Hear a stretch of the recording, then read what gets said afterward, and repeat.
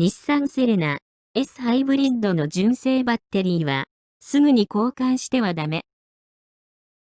ミニバンとしての使い勝手が、よく、抜群な機能性を持つ日産自動車のセレナは、子育て世代のファミリー層には、絶大な支持を得ています。そのセレナですが、C26 及び C27 型には、S ハイブリッドと呼ばれるモデルがあります。S ハイブリッドの S とは、スマートシンプルハイブリッドの略で、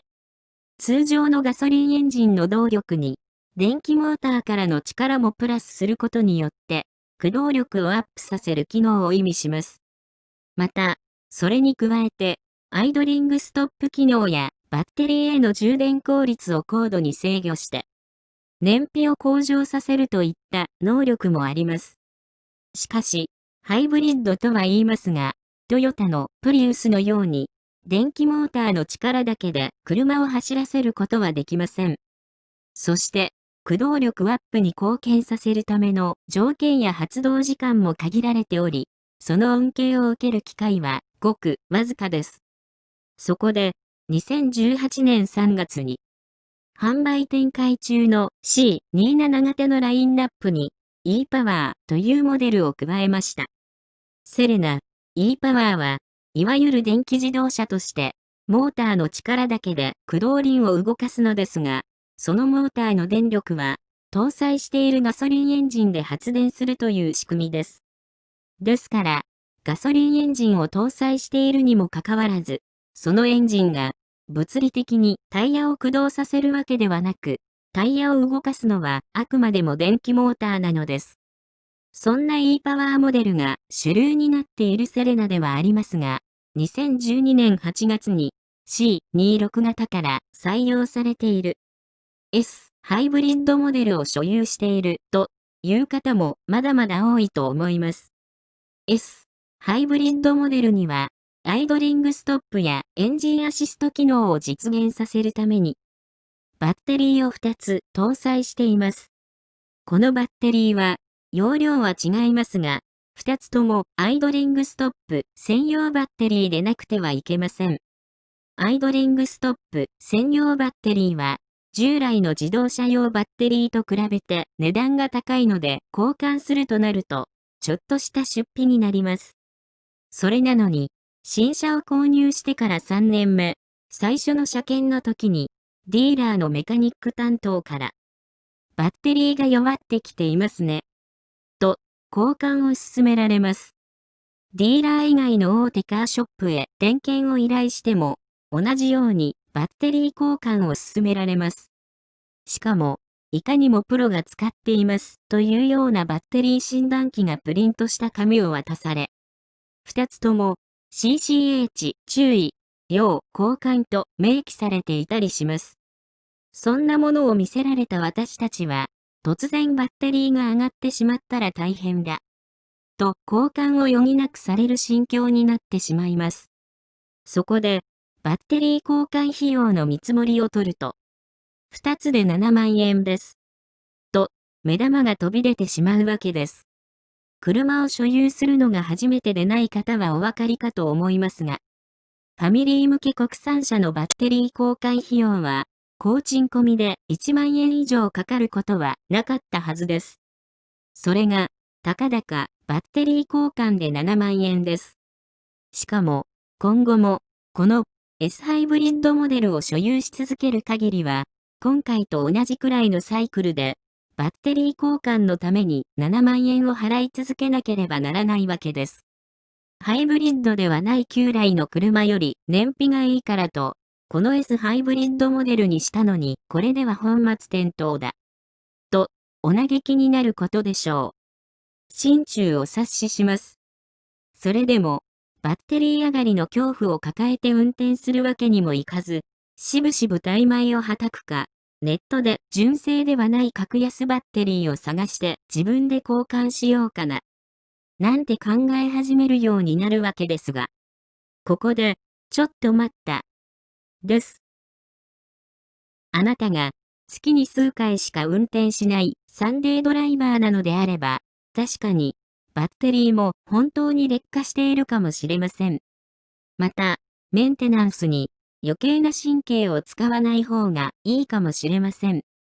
お金で解決するのであれば、安全で安心なカーライフを過ごせると思いますので、ぜひ素直にバッテリー交換するといいでしょ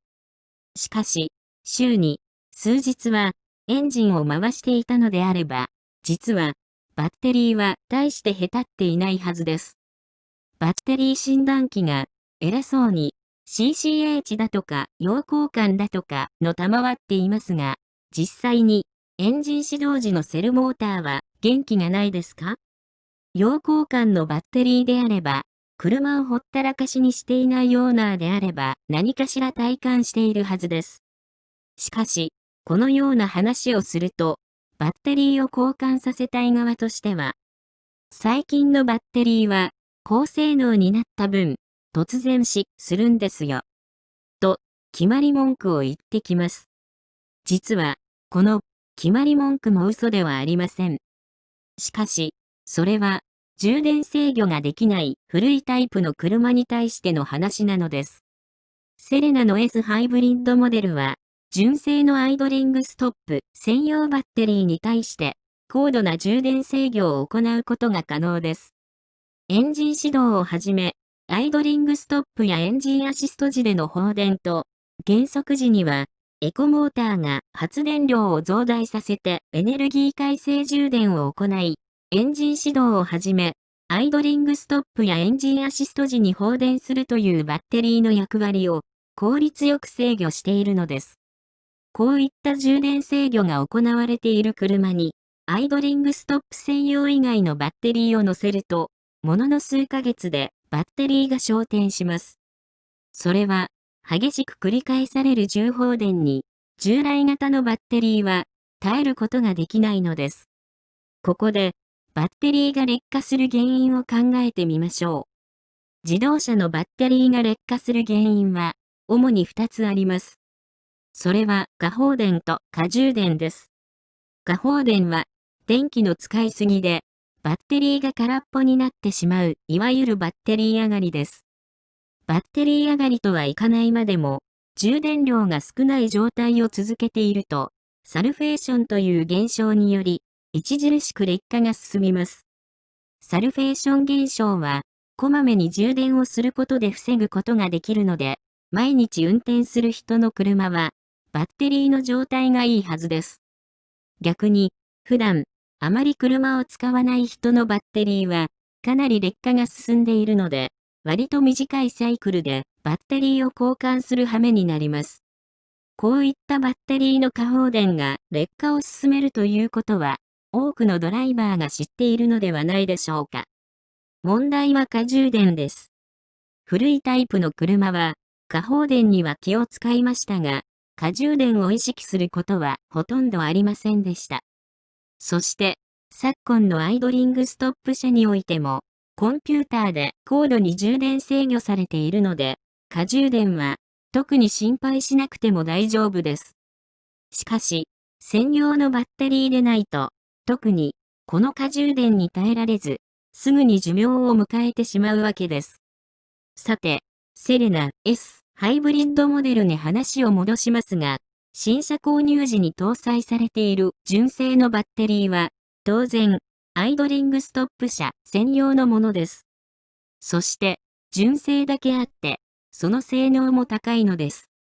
一部で良くない話も耳にはしますが、ロットによる当たり外れがあるのか、車をあまり使わないので、劣化を早めてしまった人の話なのか、それはわかりません。ただ、新車時搭載のこの純正バッテリーを、弱ってますよ、の一言で交換してしまうのは、はっきり言ってもったいないです。少なくとも、8年間ノーメンテナンスで使っていても、アイドリングストップやエンジンアシスト機能に、何の影響も出ていない実車を見ています。この純正バッテリーは、きちんと管理すれば、10年以上は持つのではないかと思っています。S ハイブリッドシステムは、過充電によるバッテリーの劣化を防ぐために、常に若干の放電状態を維持しています。この状態でバッテリー診断機をかけてしまうと、CCA 値が低く検出されることが弱ってますよと指摘される原因ではないかと考えています。純正バッテリーは、この放電された状態でも、エネルギー改正によって、すぐに良好な充電状態になるよう、受け入れ能力が非常に高く設計されています。放電はされますが、すぐに充電も行われるために、サルフェーションもほとんど起こりませんので、10年近く持つのです。そして、10年以上使いたいのであれば、バッテリー液の残量だけは定期的に確認しましょう。規定量より減っていれば開放型なので補充することが可能です。純正以外の格安バッテリーの多くは密閉型でメンテナンスフリーと謳っていますが、要は使い捨てということです。あくまでも自己責任という前提ではありますが、バッテリー劣化を指摘されてもすぐに交換することをせずに、充電受け入れ能力が優れている新車時に搭載されている純正バッテリーを使い続ければ、電解液の管理だけ怠らなければ、バッテリー交換の費用に頭を悩ませずに済むはずです。ただし、エンジン始動直後に各種警告灯が点灯したり、セルモーターやオートスライドドアの作動に違和感があれば、速やかに点検をしてくださいね。以上。日産セレナ S ハイブリッドの純正バッテリーは、すぐに交換してはダメというお話でした。ご視聴ありがとうございました。皆様の安心安全なカーライフを応援しております。今後もより一層有益な情報を発信していきたいと思っておりますので、よろしければチャンネル登録をお願いいたします。それではまたお会いしましょう。ご視聴ありがとうございました。